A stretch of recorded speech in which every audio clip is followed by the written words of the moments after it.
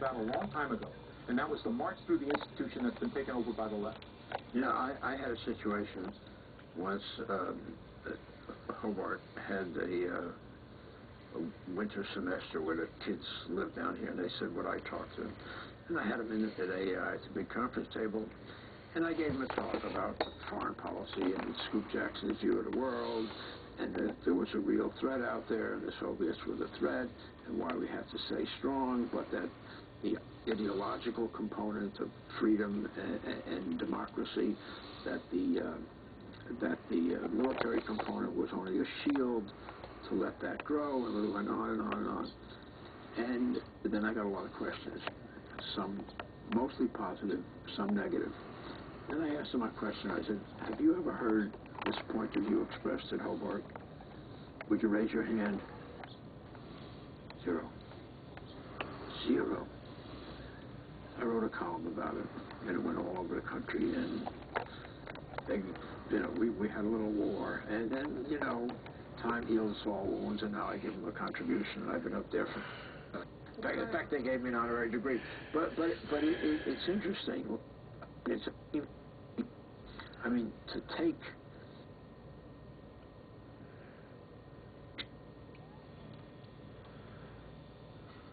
take him out of the curriculum is bizarre. It's thoroughly bizarre. Look, one of the things that I think is important to understand about this is that we've seen these great changes occur, and people often say to me, oh, Herb, you're a conservative, you're a traditionalist. Well, on the contrary, I am merely interested in balance. I went to an institution, I went to Columbia College a long time ago, and of course you had Lionel Trilling and you had all the lefties, but they were liberals that very much believed in the free exchange of ideas in a kind of open campus. Now you have an orthodoxy. The difference between those days and these is not that the old days didn't have leftists. Of course they were leftists. They were liberals.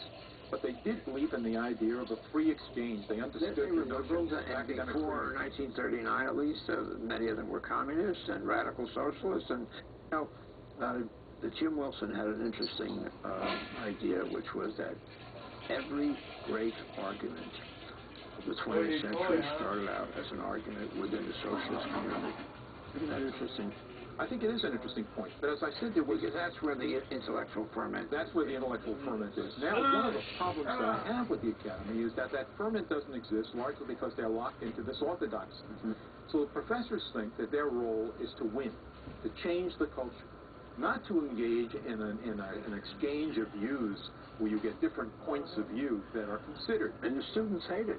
Well, students hate it. Yeah. Well, the students are certainly not locked in the same fashion. They're much more open than their professors. I gave a speech several weeks ago at the University of Texas.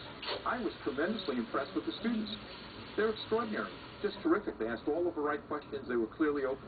But their faculty counterparts certainly see the world very differently. In fact, my daughter, who is at Northwestern, went into a course in political theory. And the seminar, a kind of recitation session that took place afterwards. And the teacher gives the first lecture, and she says this is a racist society. Second lecture is there are no opportunities for people to get ahead. I'm not exaggerating. Third session was that what we have is basically a caste system in America. So my daughter sat there, and she's very respectful. She listens to this. Finally, in the fourth session, she raises her hand, and she says to the instructor, you haven't provided any evidence for these claims. I don't think these things are true.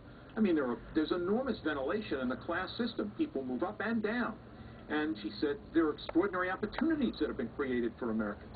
The instructor, rather than answering her, said, and tell me, what is your political affiliation? Jacqueline says, well, what bearing does that have on the argument?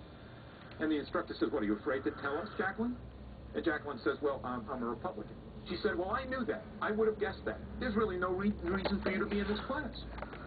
Now, this is remarkable. This is absolutely remarkable. So what it was a clear propaganda effort. If he didn't have tenure, which he probably does, or I don't know.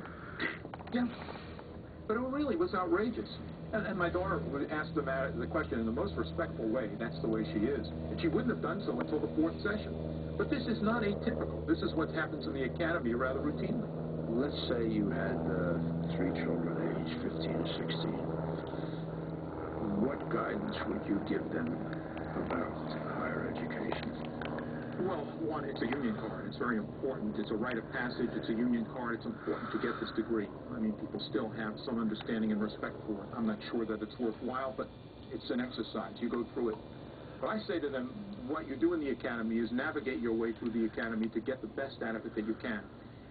When I talk to young people, I say, here are the instructors that I know. Some on the left, some on the right, but these are people who are serious about their work, and these are the people that you ought to spend some time with. If you have the opportunity to meet 2 instructors during the course of a 4-year period to provide you with some insight and inspiration, then the exercise is worthwhile. And so I think you have to be very careful about the selection of courses. And now you do have this enormous choice.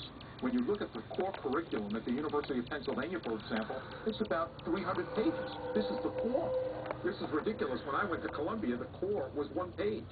So now you have all of these courses, everything from the history of film to the history of musical comedy. I mean, some of it is silly. But the point is that you can make this a very good experience if you can select your professors very carefully. And there are guides that even suggest how to do this. Well, we've done programs on the American musical comedy. It is a fascinating sociological situation. I've written about it, so I know it is, indeed.